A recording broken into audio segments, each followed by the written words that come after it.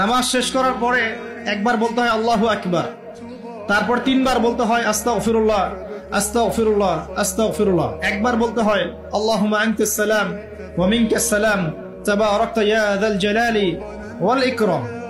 আরো বলতে হয় আল্লাহুম্মা আইন্নি আলা যিকরিকা ওয়া শুকরিকা ওয়া হুসনি ইবাদাতিকা। এগুলো পড়তে হবে না? গুরুত্বপূর্ণ সুন্নত। যখন সুন্নতের উপর আমল না করব তখন তো সারা জীবনের সুন্নত প্রতিষ্ঠা হবে না। তারপরে একবার আয়াতুল কুরসি পড়তে হয়। নবীজি বলেছেন সাল্লাল্লাহু আলাইহি ওয়াসাল্লাম, যে ব্যক্তি প্রত্যেক ফরজ নামাজের পর আয়াতুল কুরসি তেলাওয়াত করে মৃত্যু ছাড়া জান্নাতে যাওয়ার জন্য কোনো বাধা নাই তার। আলহামদুলিল্লাহ, মরে গেলে জান্নাতে চলে যাবে ইনশাআল্লাহ। এরপরে আরো আছে আল্লাহুম্মা লা মানিআ লিমা আ'তাইত ওয়া লা মু'তিয়া লিমা মানা'ত ওয়া লা ইয়ানফা'ু যাল জাদ্দি মিনকাল জাদ। আরো অনেক দোয়া কালাম আছে। 33 বার সুবহানাল্লাহ, 33 বার আলহামদুলিল্লাহ, 33 বার আল্লাহু আকবার, তারপর কালিমা শাহাদাত।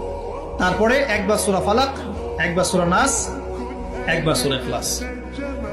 এগুলো পড়ে উঠে আসবেন। আমরা কিন্তু এই সুন্নগুলোর চাইতে এখন ওই মোনাজাতকে বেশি গুরুত্ব দিই, তাই না? মোনাজাত করলেন, উঠে চলে গেলেন। আর সুন্নতগুলো আমল করবে কে?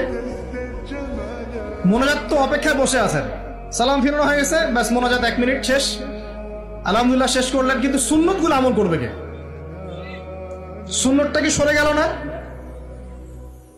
আমি তর্ক করতে আসিনি এই বিষয় নিয়ে। করেন বুঝলাম, আপনি করেন, ঠিক আছে করেন, কিন্তু সুন্নত আমলটা করবে কে?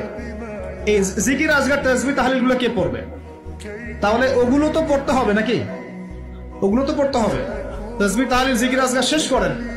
আল্লাহ পাক তৌফিক এনায়েত করুন। আমিন।